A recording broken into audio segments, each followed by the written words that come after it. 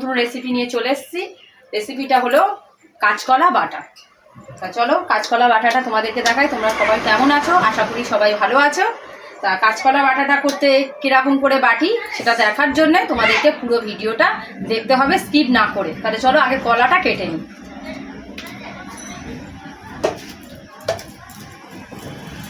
বড় বড় সাইজে দুটো কলা নিয়েছি। কলা দুটোকে আগে ধুয়ে নেব।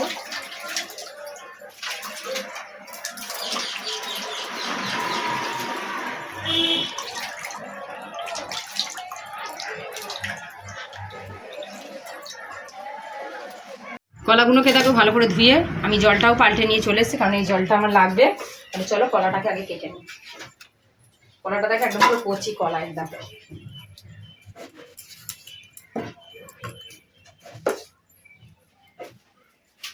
কলাগুলো দেখো এটা আমি ছোটো ছোটো করে কেটে নিয়েছি।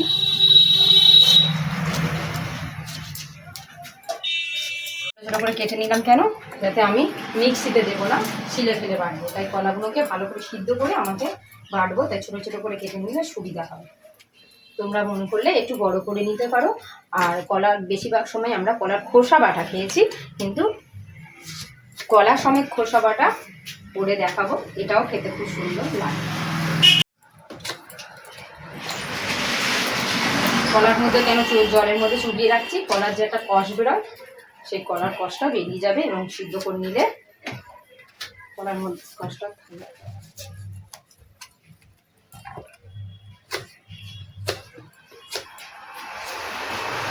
দেখো কলাগুলো আমার কাটা হয়ে গেছে। কলাগুলো কাটার আগে একবার ধুয়ে নিয়েছিলাম, উপরের গাগুলো নোংরা থাকে, তো ওই জন্যে আবার কলাগুলো কেটে এই যে কষটাকে দেখো বেরোয় সেটাকে ভালো করে ধুয়ে নিলাম, যাতে সিদ্ধর পরে তা ধুতে পারবো না। ওই জন্য সিদ্ধ করার আগে একবার ভালো করে পরিষ্কার করে ধুয়ে নিয়ে জল দিয়ে ভালো করে নুন দিয়ে কলাটা 10 থেকে 15 মিনিট ভালো করে সিদ্ধ করবো, যাতে বাটাটা সুবিধা হয়।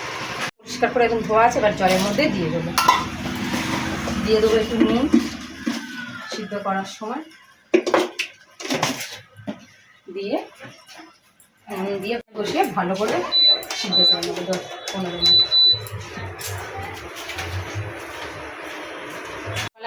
কলাটা তো সিদ্ধ বসিয়ে দিলাম। তাহলে চলো দেখিয়ে দিই কলা বাটা করতে তোমাদের দেখিয়ে দিই কী কী আমার লাগবে।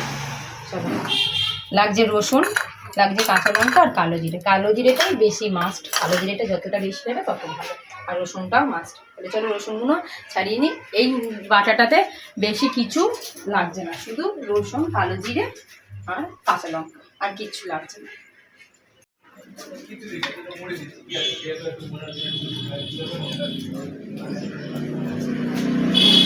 কলাটা সিদ্ধ কতটা হলো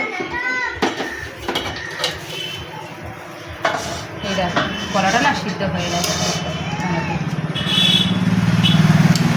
কলাগুলো পুরো ভালো করে সিদ্ধ হয়ে গেছে। তাহলে চলো এবার নামিয়ে দিই।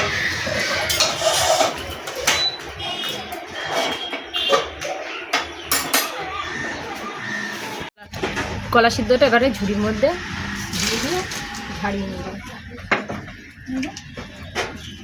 ঝাড়ানো হয়ে গেছে, এবার কলাগুলোকে আমি বেটে নেবো।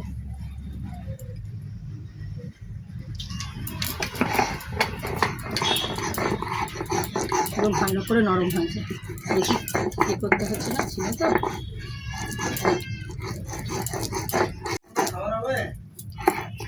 এটা রেডি। এবার রসুনটা সব নেবো না, একটু থেতো করে দেবো রসুন, আর এই কালো জিরোটাও সব নেবো না, একটু ফোড়নে দেবো, বেশিরভাগটা নিয়ে বেটে নেবো। এইটুকুনি নিয়েছি। এই দেখো রসুন, কালো জিরে, কাঁচা লঙ্কা ভালো করে বেটে কলার সঙ্গে দিয়ে দিয়েছি। এখানে রসুনটা কাঁচা লঙ্কাটা একটু থেতো করে নিয়েছি। চলো এবারে রেডি করে দেবো। কলা গরম হয়ে গেছে, দিয়ে দেবো তেল।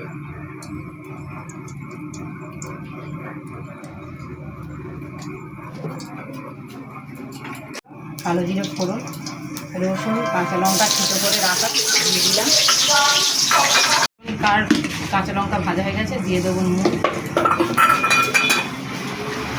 দিয়ে দেবো 1 চামচ হলুদ,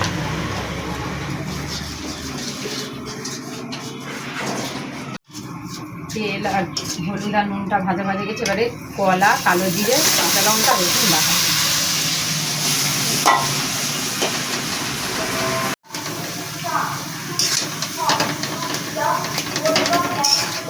এবার দিয়ে দেবো। উপর থেকে একদম অল্প করে চিড়ে দেবো, শুধু ফ্লেভারটা। এই বাটাটা দিই ভাত খাওয়া হয়ে যায়, মাছ মাংসর দরকার লাগে। বন্ধুরা, কলা বাটা, আজকে দুপুরের খাবার হলো কলা বাটা, আর এই হলো মাংসের ঝোল। তা চলো আগে কলা বাটাটাকে খেয়ে দেখি কীরকম হয়েছে খেতে। নিজে করলাম, নিজেই খেয়ে দেখি।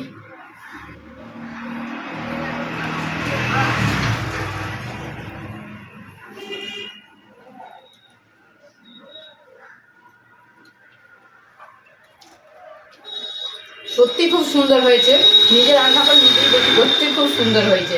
মানে মাংসের ঝোল নিয়ে বসেছি, মাংস মনে হয় দরকার নেই, কলা বাটা দিয়ে ভাতটা খাওয়া যাবে।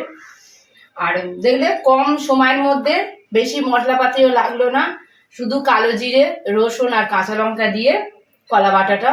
তাই কলা বাটাটা তোমরা অবশ্যই বানিয়ে খাবে, আর খেয়ে বলবে কেমন লাগলো, কমেন্টে অবশ্যই বলবে। আর আমার এই রেসিপিটা তোমাদের যদি ভালো লেগে থাকে তবে একটা লাইক, একটা সাবস্ক্রাইব আর কমেন্ট।